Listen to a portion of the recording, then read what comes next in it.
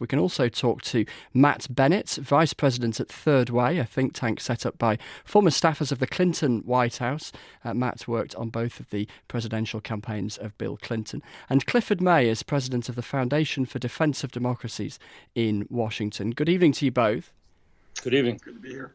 Clifford May, let's turn to the international agenda, and I guess the big issue of the last week or so has been Iran. In the last couple of hours, the US Secretary of State John Kerry has been hitting back at his critics on this nuclear deal, saying it was a fantasy to suggest that any kind of better deal was possible. What's your reading of it? Well, it's a strange thing for him to say because he and President Obama had long said that they were going to negotiate an agreement if they could, but that no agreement would be preferable to a bad agreement.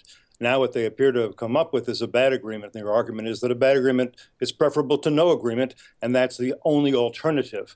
Actually, there are many various options they could have considered, might have considered, but they won't. Even the status quo ante, I would say, would have been preferable. You had UN resolutions and sanctions that made it clear that Iran was a terrorist sponsor, a nuclear proliferator, had many other behavioral problems, and as long as that was the case, it was going to be something of an international pariah.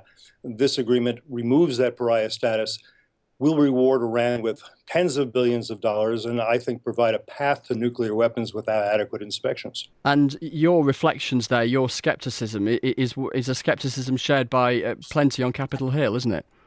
I think it is, yes. I think you're going to see a vote of disapproval that will... I think all Republicans will vote to disapprove, and quite a few Democrats. Now, it's hard to say how many because there's intense pressure on Democrats. There are those who think it's a good agreement, but there's a fair number who are said to be wavering. I think they think it's a bad agreement. They're not sure there's another alternative. They don't want to go against their president. They don't want to be primaried by left-wing groups. So those are the votes that are going to be, I would say, there'll be quite a bit of competition for those votes over the days ahead.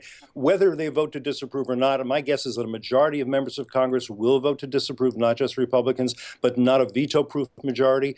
But it will be an expression of no confidence in the president if it goes forward that way. And Clifford May, the other big issue on the international agenda at the moment, and one likely to outlast the president's time in office, is the whole issue of so-called Islamic State. How do you analyse how Washington has faced up to that challenge under President Obama?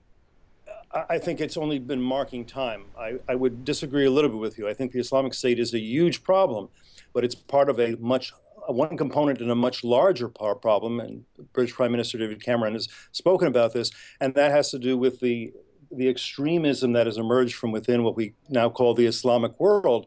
It includes the Islamic State. It includes Al-Qaeda. It includes, as far as I'm concerned, the Islamic Republic of Iran. In 1979, the Islamic Revolution really began this era of sacred terror that we're looking at. There are many forms to it, Sunni and Shia alike.